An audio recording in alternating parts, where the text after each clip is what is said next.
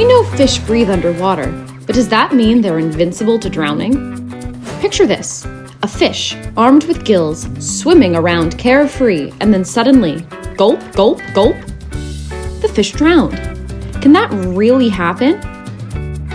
But just like how us humans can encounter danger in our homes, fishes can find themselves in trouble somehow under the waters. Funny as it may sound, have you ever wondered if a fish can drown? Have you ever asked yourself if they need your help sometimes? When they look you in the eyes, are they asking for help? Or have you ever found yourself trying not to breathe while looking at fishes being able to hold their breath underwater for as long as they want to, and then gasping for air after? During childhood, did you also tell your friends that your pet fish died because it drowned? Well, while you are not wrong there, scientifically speaking, suffocation is what you should call it. Just like how humans drown because they run out of oxygen after spending a substantial amount of time underwater, fish also run out of oxygen and suffocate in it. Unlike humans, if a fish runs out of oxygen underwater, there is no escaping it.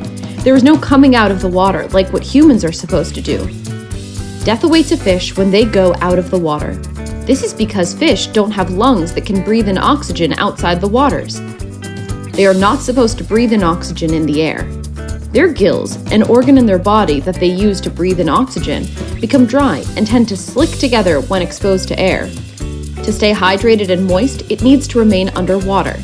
In this way, fish can extract the dissolved oxygen in the waters. This is parallel to why humans drown in water, as they don't have the gills to use. In today's episode of Science Curiosities, we will tell you that fish can drown through suffocation. From how oxygen is circulated inside their body to how they can die because of the lack of it, we'll explain them all. Remember to subscribe to Science Times. To understand how fish can suffer suffocation, you must first know how their breathing organs work. A fish has 4 gills located within their throat. This allows them to breathe in as much water as needed without the risk of getting drowned, unlike humans. On a side note, as their gills only work when moist, they must stay underwater to supply their bodies with oxygen. Fish do ventilation and respiration. To absorb the water with the dissolved oxygen, fish do ventilation. They will gulp the water using their mouth or buccal cavities towards the 2 pairs of gills on both sides of their throat. When they inhale, the operculum, or the bony flap covering the gills, closes so the water can circulate.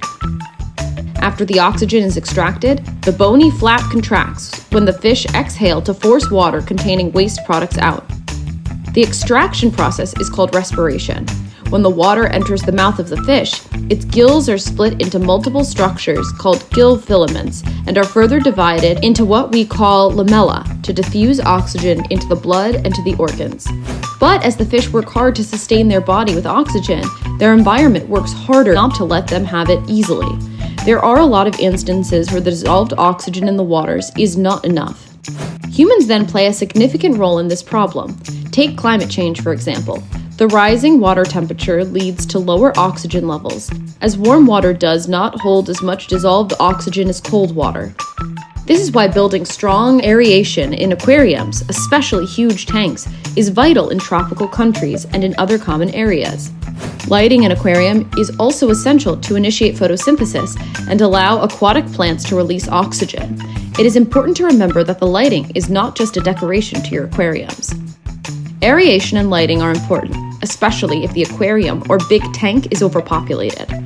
Like any other marine life, fish's gills face danger from nets, hooks, and other fishing equipment.